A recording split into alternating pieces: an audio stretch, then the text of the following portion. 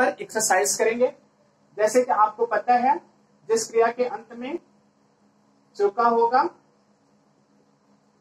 ठीक है, चुकी होगी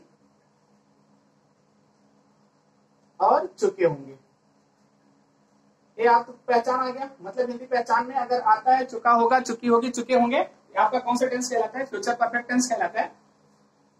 और इसकी हेल्पिंग वर्ब जो हमारी होती है विल और शैल के साथ, इसमें हम हैव का प्रयोग करते हैं और मेन वर्ब के रूप में वर्ब की थर्ड फॉर्म प्रयोग की जाती है। इतनी चीज तो आपको पता होना चाहिए, ठीक है। अगर हम फॉर्मेट आपको बताते हैं, फॉर्मेट सबसे पहले अगर अफर्मेटिव का हम लेते हैं, अफर्मेटिव का जो हमारा फॉर्मेट है, सब्जेक्ट के साथ हम विल और शैल और इसके साथ हैव लगाते हैं, ठीक है, तथा वर्ब की थर्ड फॉर्म लिख करके ऑब्जेक्ट लिख देते हैं, ठीक है। अगर टाइम रहता है तो हम आगे नोट कर लेते हैं, ठीक है। जैसे एग्जाम्पल आपको एक दिया गया, इस एग्जाम्पल को आपको जैसे मान लीजिए करना है, मैं अपना पाठ याद कर चुका हूंगा, लिखा गया मैं अपना पाठ याद कर चुका हूंगा। अब ऐसा लग रहा है सेंटेंस हमारा अधूरा है, ऐसा लग रहा है सेंटेंस अधूरा है। क्या हो गया? आपके आने से पहले, हमने लिख दिया आपके आने से पहले, ठीक। इसी सेंटेंस को आप ऐसा भी इंप्रूव कर सकते हैं, क्या? आपके आने से पहले मैं अपना पाठ याद कर चुका हूंगा। क्लियर हो गया? तो अब सेंटेंस आपका पूरा हुआ। अब क्या है, हम मान लीजिए हमने इसका ट्रांसलेशन किया, आई के साथ आपको पता है क्या हो गया? शैल, क्या हो गया? हैव। तो क्या हो गया? I shall have. अब वर्ब की थर्ड फॉर्म देखिए, LEARNT होता है, लर्न, एक होता है लर्नड।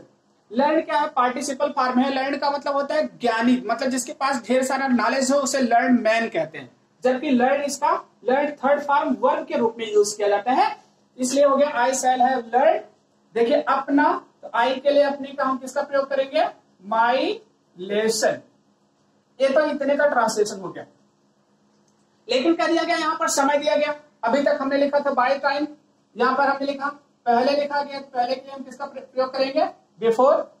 अब आपके लिए हम किसका प्रयोग करेंगे? यू। इसके बाद देखिए ये तो फ्यूचर में आया, जहां पर हम क्या बिफोर यू विल कम करें? बिफोर यू विल कम, क्योंकि फ्यूचर में है। नहीं, ऐसा नहीं। हम क्या करते हैं, कभी भी फ्यूचर टेंस का जो हमारा क्लास होता है, एक क्लास पर मतलब फ्यूचर में होता है, दूसरा हमारा किस में होता है? इंडेफिनिट में होता है, वो भी प्रेजेंट के इंडेफिनिट में होगा, इसलिए क्या होगा? Before you come. क्लियर हो गया? क्या हो गया? I shall have learn my lesson before you come. Clear हो गया? ऐसे ही मान लीजिए हमने दूसरा सेंटेंस लिया निगेटिव का। किसका? निगेटिव का। निगेटिव का स्ट्रक्चर आपका कुछ इस रूप में बनता है, सब्जेक्ट विल शैल हैव, इसके साथ में वर्ब की third form object. Subject will shall have, verb की थर्ड फॉर्म ऑब्जेक्ट। आगे अगर हमको कुछ जोड़ना है टाइम लगा करके हम उसको जोड़ सकते हैं, लास्ट में फुल स्टॉप लगेगा। लेकिन निगेटिव बना रहे हैं, निगेटिव के लिए हमको दोनों के बीच में किसका प्रयोग करना होगा? नॉट का प्रयोग करना पड़ेगा। अब हमने लिख लिया, मान लीजिए subject will shall not have, verb की थर्ड फॉर्म ऑब्जेक्ट। क्लियर हो गया? जैसे मान लीजिए लिख दिया गया यहां पर कि सूरज छिपने से पहले तुम गांव नहीं पहुंच चुके होगे। मान लीजिए हमने ये सेंटेंस लिखा, सूरज छिपने से पहले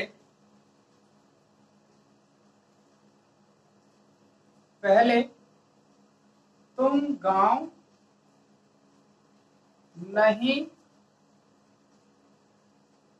पहुंच चुके होगे। अब लिख दिया गया तुम गांव नहीं पहुंच चुके होगे।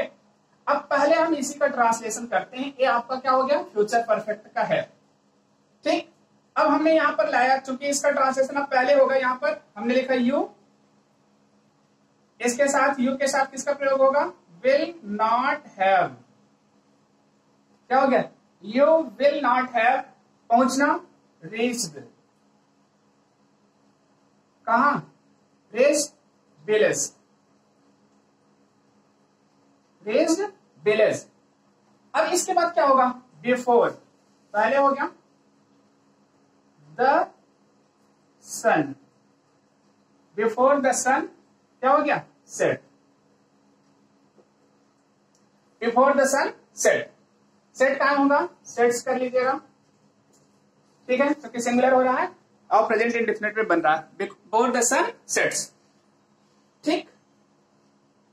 अब यहां पर आपको देखना है कि सब्जेक्ट आपको विल, सेल और हैव है, इसके साथ ऑब्जेक्ट लगा हुआ है और इसके बाद लिखा गया मैं अपना पाठ याद कर चुका हूंगा। इसका ट्रांसलेशन इस रूप में बना। तो क्लियर हो गया?